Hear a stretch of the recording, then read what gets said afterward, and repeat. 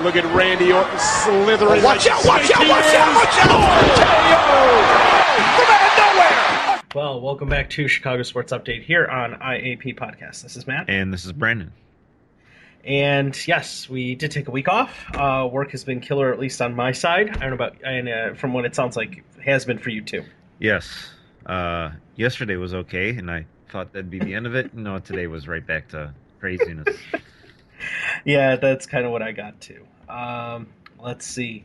We did hear back from Patrick as he's catching us up with the past couple of weeks for the Raiders. So we'll get to that in just a bit. But we'll talk first about our Bears. And they finally I shouldn't say finally climb.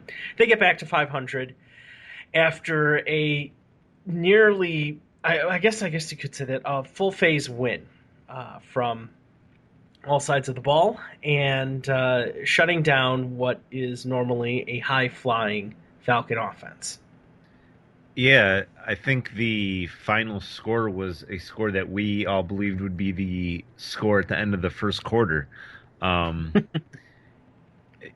mean, even the Bears, I think, even though they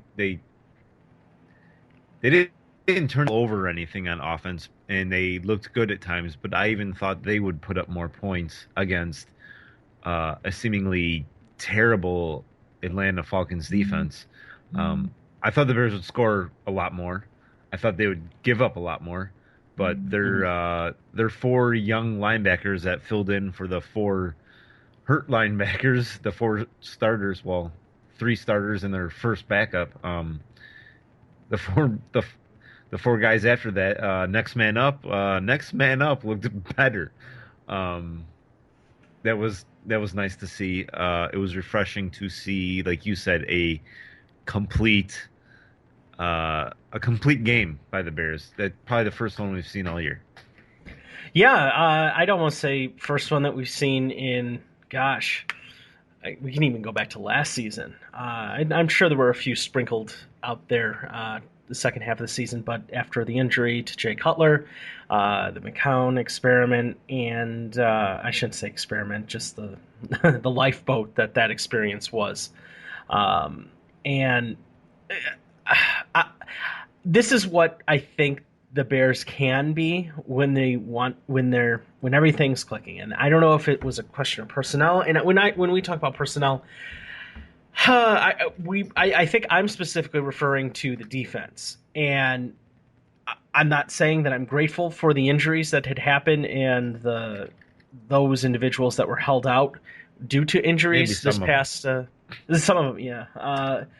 Because I certainly think that there has been some progression with McClellan of late. Not enough to really. That's all right. Enough to really warrant. I'm not calling him an all-pro. Not at all. Not even an all-team guy, an all-star guy right now. Not the case. I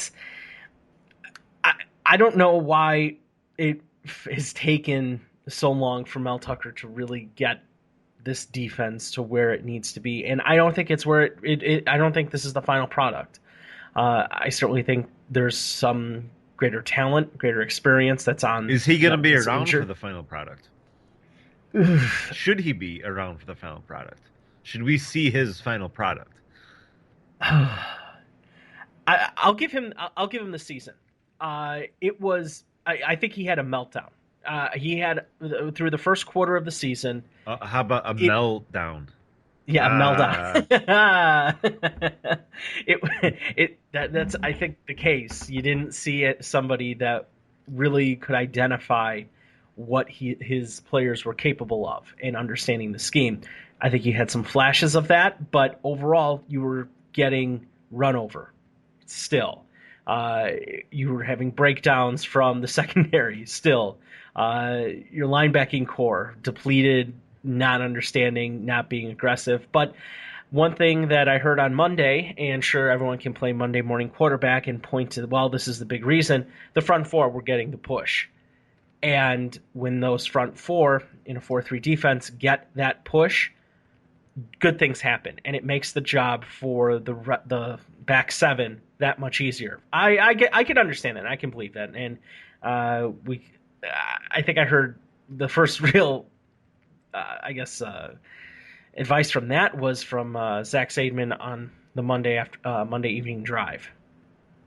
I know he's not your guy. No, I usually don't listen to Zach Zaidman.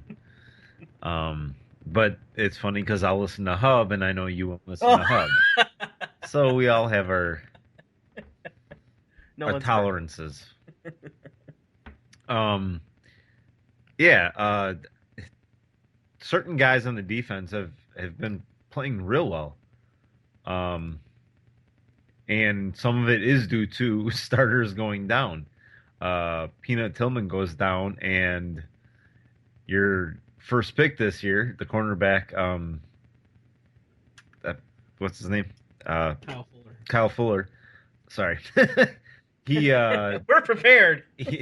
He's looked like a superstar, a perennial Pro Bowler, and even certain guys on the team, Brandon Marshall, said he's going to be a Hall of Famer one day. So, you never, like you said, you never want to see the starters go down, but because certain starters have gone down, we have been able to see, potential stars in the making, because of it. Yeah, it's nice to see defensive draft picks after the first couple of years who have failed and not really had. I don't know if they've been given the opportunity to succeed, but they weren't making the most out of those opportunities, or they weren't performing to the best of what their perceived abilities were. Kyle Fuller, his first real highlight game, 2 interceptions. I mean, what more can you really ask for there? And he's also got the punch down too. Yeah, he's been it sounds like from what I've heard, Charles Tillman is working and coaching with some of these players. I don't know how often they keep an injured player around, or how often he is up at Hallis Hall working with the team, or if he is traveling with the team or anything like that for games. But it's nice to see that some things can get passed on, and some wisdom and success and tools for success are being utilized. I'm not saying Lovie Smith was the greatest defensive mind out there.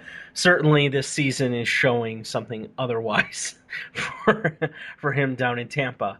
But Kyle Fuller showing good signs. Ego Ferguson from on the defensive line getting that push, making the 2 other players that you really needed to have contributions from, Stephen Paya and Jared Allen, it's all coming together. That's really, really nice to see, and I really like seeing. And you haven't even mentioned the NFL sack leader, Willie Young. I haven't. Yes, 7 sacks career already.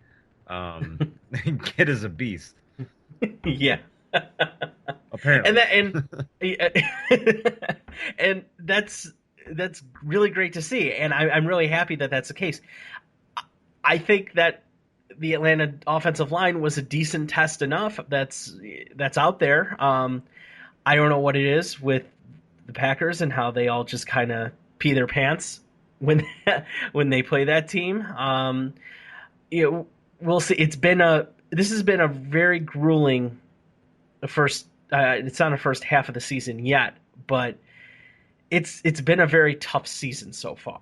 I don't know how much success they will have, but you really kind of have to take it week to week. And if Trestman and Tucker can plan for each opponent as they've done, I mean, as far as I'm concerned, they throttled the Jets. They really did a good job with them. I don't know why they floundered with the Bills. I know you have a split, your heart split this week with the Dolphins coming into town. Well, I still root for the Bears against the Dolphins, but it's not if the Bears lose, I'm not going to be upset like I am on normal weeks. It'll just be, a slight disappointment.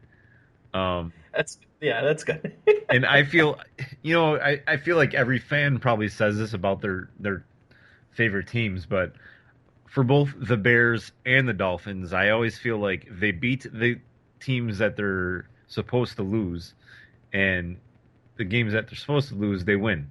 So I feel like the Bears should win this, and therefore That's Chargers. Yeah, that's Charger syndrome. right. Yeah, Chargers is another team. It seems like it happens a lot. I feel like the Bears are the better team. Therefore, I'm probably going to take the Dolphins in the pool, just because it's the way both teams feel this year. Like, I mean, Miami should have beaten the Packers. I mean, they basically gave it away in the last few seconds. So, Yeah.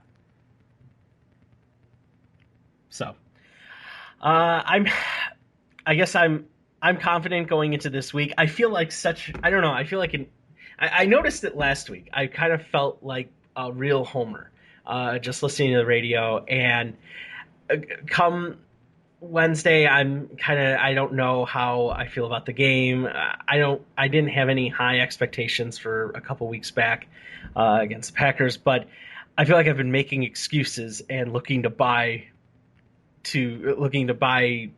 theories as to why the Bears can win each game. And I feel like an idiot for always sounding like that, or at least in my own head, if it doesn't come across here. And I hope that's not the case. I really hope that we try to. Man, it's okay to just be a fan. It's okay to be a fan. Being a fan doesn't make you a meatball necessarily. So, I think that this is a very winnable game for the Bears, but will they? Oh man, they can't win at home, and it's almost like if you can't win at home, what are you doing? Right. 0-2 on the road, and looked really well. They didn't look really bad against Buffalo. 0-2 at home. I mean, looked really bad against Green Bay. Weird. Yeah. Too much noise. Lots of noise. And I don't know. I almost feel like the Bears need a press secretary at times. And they need to not let Mark Trestman talk. I think it's almost in their best interest to not let him talk, especially... Why do you say that? Simply because I think he does too much juggling. Last week, it was... he knee-jerk said it was Brandon Marshall's fault for running the wrong route. No questions that. He's like, no question. That was Brandon ran the wrong route. Then there was some backpedaling, saying there was miscommunication. He may have not. See, that's why I'd like the immediate, let him talk and let's get what it is right away. If he backpedals, whatever, we already know it's BS. Put him out there right after the game. Tell you he's like the first coach ever in this town now. Well, besides Dick, I guess. Just tell you the way it is right away, and then later on he can make up whatever he wants. We already know the truth before, I should say. That could be the case. I just don't like to see. I don't like backpedaling. I don't like something. If you guys say something, say something. If you absolutely own it. If you are going to, and I don't particularly think that Brandon Marshall is deserving of some sort of protection from the coaching staff, from the media. I think they should protect him because he's the one that should shut up. Yes, he should. That was a disaster. Oh man, that was a disaster. Yeah, unmitigated. If you don't know what we're talking about, a couple weeks ago he went on he held his own press conference to talk about kind of the state of the NFL and the commissioner and in Brandon Marshall's everything that's kind of going on. And I think his intention was I think he meant well at first. And the first few minutes of it was okay. And then he just kept talking and made it worse and made it more about him and how he is the victim somehow. It was very strange. He was a victim of lies, women, any domestic abuse or any domestic violence accusation put on him was apparently false. They were all false, apparently. And he just kept going on with it and ended up talking for, what was it, like 45 minutes? Yeah, 40